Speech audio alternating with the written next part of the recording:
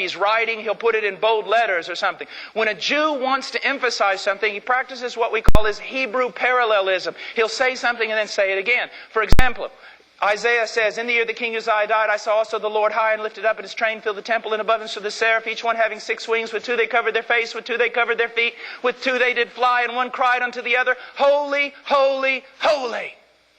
Notice it doesn't say nice, nice, nice.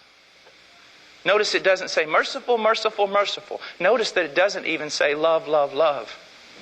It says holy, holy, holy. Wise theologians know what that means.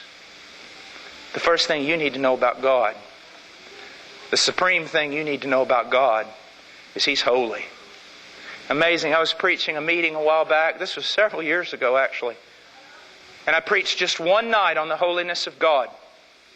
Just the holiness of God. And a group of men came up to me afterwards and go, "Mr. Washer, we got a problem with you." It's okay. What's the problem? You preached on the holiness of God, and not once tonight did you mention the love of God. I said, "I got a problem with you 3 men. Last night I preached on the love of God, and not once did I mention the holiness of God, and none of you had a problem with it."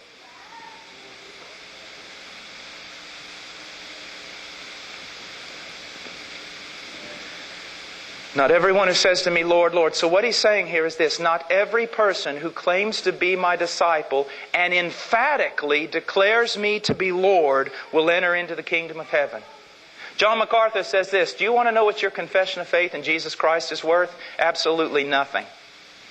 Because here we have people emphatically confessing Jesus to be Lord, and he says this: not everyone who tells me that will enter into the kingdom of heaven. Then what is the sign or the mark of a person who is actually Christian, saved, and going to heaven? He says this: not everyone who says to me, "Lord, Lord," will enter in the kingdom of heaven, but he who does the will of my Father who is in heaven.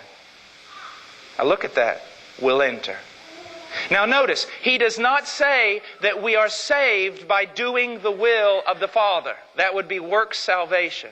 We are saved only by faith in Jesus Christ. But the evidence that we have truly believed and that we have truly been regenerated and that we are truly Christian is that our life changes because our nature is changed, and it must produce real changes in our lifestyle. And the lifestyle of a true Christian is they are concerned about what the will of God is, and they seek to obey that will. And when they do not follow that will, the Holy Spirit convicts them of their sin, and they are broken over it, and they confess it, and they start all over again.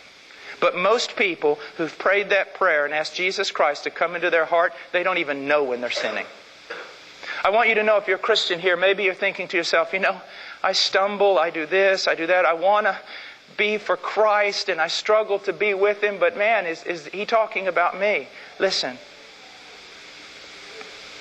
First of all, the question is it true what you say?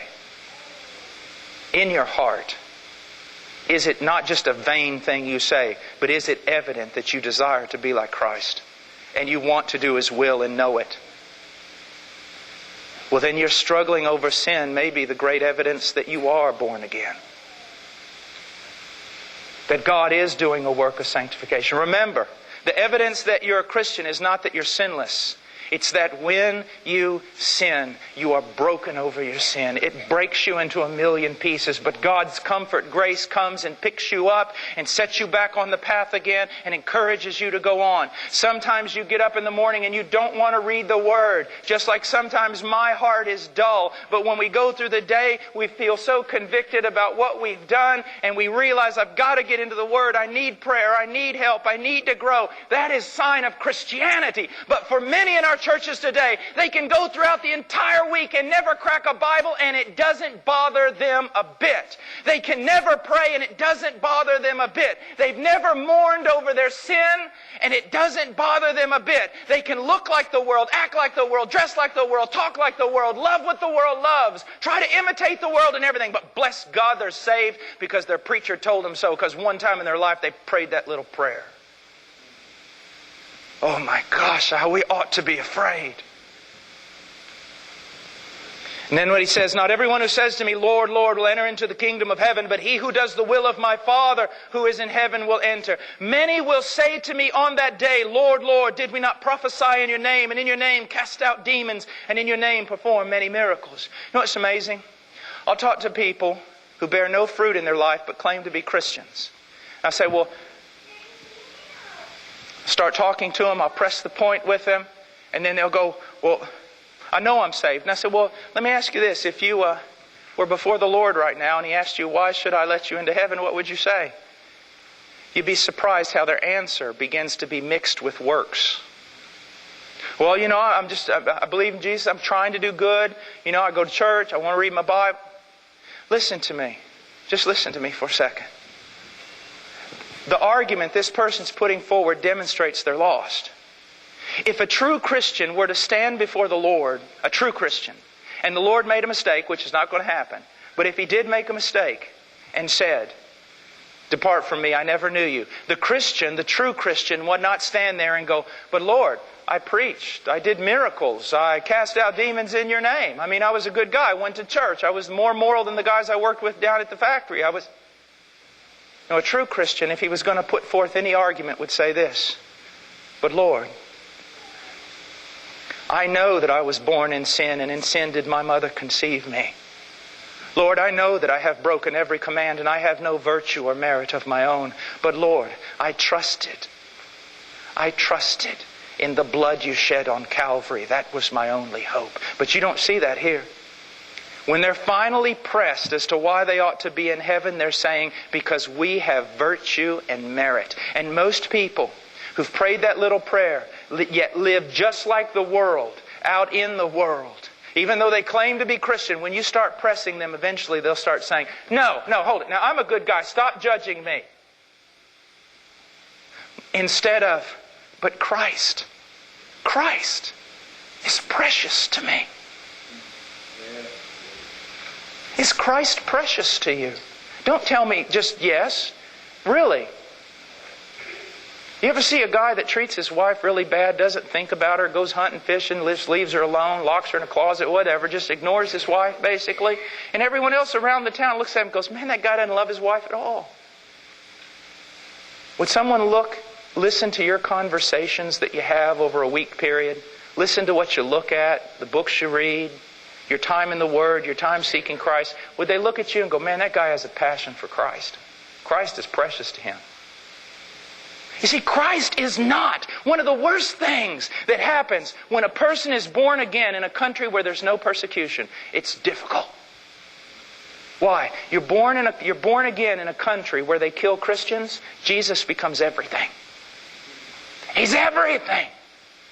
You're isolated from society. You have nothing. Everyone hates your guts. They want you to die. The only thing you have is Christ. And also, the fellowship of other believers is precious. I remember during the war in Peru, bombs blowing up everywhere, people being killed like crazy.